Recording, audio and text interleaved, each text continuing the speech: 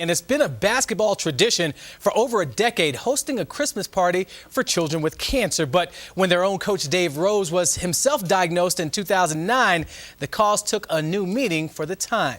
Sammy Linebaugh has more on how the Cougars spent the holidays. The scene is nearly picture perfect, with sisters chatting up Santa Claus. But for the Gray family, this party is about much more than Christmas gifts. My son is at home right now, and he has pretty much like zero immune system, like literally his counts are zero. And so they could never go to the mall right now. We can't go to our, church Christmas party.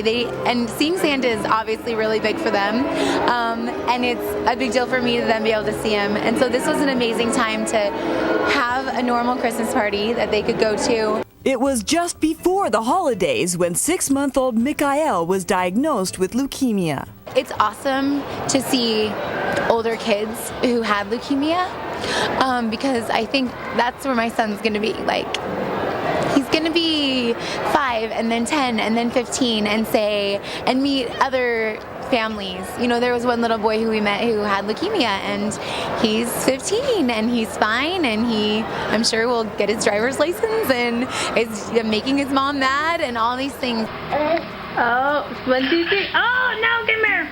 A future the Gray family hopes for, thanks in part to the support of new friends who know all too well the emotions that come with a cancer diagnosis. We've made very dear friends, and with this group, and when you have that kind of connection where families come together and they all have that in common, I think you become really close. That's a doll.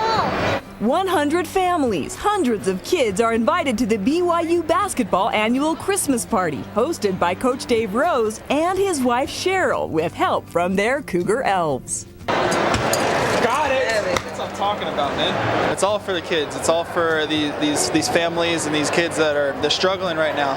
And we've had a coach that's gone through it, and he knows what it's like in his family, so they're very close and dear to this problem. Coach Rose, he loves this.